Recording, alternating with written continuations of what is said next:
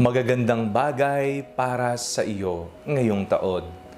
Ako po si Father Fiel Pareha at ito po ang ating segment, ang Daily Devotion, na kung saan tayo po ay magdarasal, magbabasa at magninilay kasama ng salita ng Diyos sa buong taon. Manalangin tayo. Sa ngalan ng Ama, ng Anak at ng Espiritu Santo. Amen. Halina, banal na Espiritu, liwanagan mo ang aming puso at isip nang maunawaan at maisabuhay namin ang iyong salita. Amen. Our Bible passage for today is from the Gospel of St. John, chapter 1, verses 43 to 51, and I read it for you. The next day, Jesus decided to go to Galilee.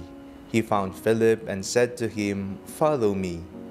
Now Philip was from Bethsaida, the city of Andrew and Peter.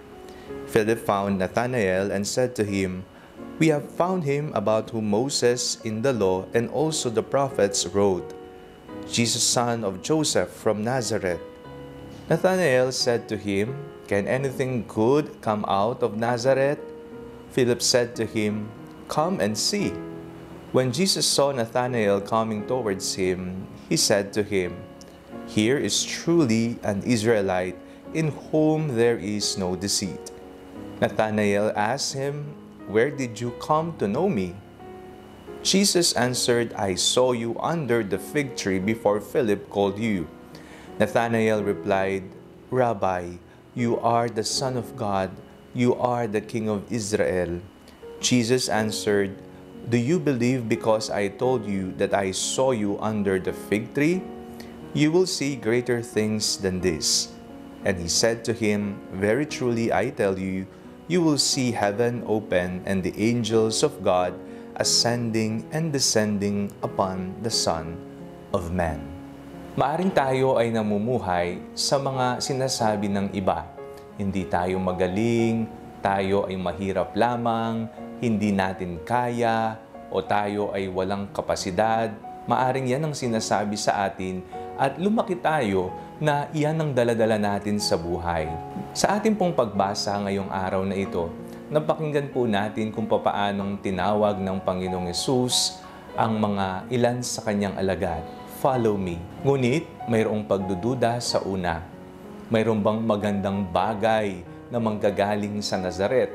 Ang sabi, "Can anything good come out of Nazareth?" Ang sabi ni Felipe, "Tara, tingnan natin. Come and see." Mayroong magagandang bagay na nasa atin na. Yan ang ipinunla ng Diyos sa ating puso.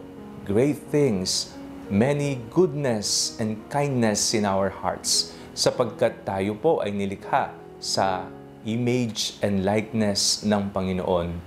Tayo ay likas na mabuti at tayong lahat ay may mga potensyal sa buhay, mga talento, mga regalo na ipinagkaloob sa atin ng Panginoon. Maaring tayo'y namuhay sa mga sinasabi ng iba na hindi mo kaya, hanggang dyan ka na lang, wala ka ng pag-asa, mahirap lamang kayo. Ngunit sa totoo lamang, ang Panginoon na mismo ang nakakakita sa iyo ng mga higit na potensyal na maaari mong gamitin ngayong bagong taon. Maraming magagandang bagay ang maaari mong gawin ngayong taon sapagkat kasama mo ang Diyos. Tinatawag ka ni Jesus, katulad ng pagtawag niya sa kanyang mga naunang mga alagad. Come and see. Yan ang imbitasyon sa atin ng Panginoon. Nawabuksan natin ang ating puso sa Kanya upang tayo ay sumama sa Kanya nang tayo'y magtagumpay ngayong bagong taon. Manalangin tayo. Panginoong Hesukristo, samahan po ninyo kami ngayong bagong taon. Aming pong iniaalay sa inyo ang lahat ng aming adhikain sa buhay, mga plano at pangarap ngayong bagong taon. Alam po naming napakaraming magagandang bagay ang inyong ibinigay at ibibigay pa ngayong 2024. Amen. Sa ngalan ng Ama, ng Anak, at ng Espiritu Santo. Amen. Huwag po ninyong kalimutang i-like ang video ito, mag-comment po kayo, and share it with your family and friends. Ang Panalangin Bago Matulog ay may sariling Facebook page na po. Huwag niyo pong kakalimutang mag-like at mag-follow dito, and do not forget to subscribe to our YouTube channel.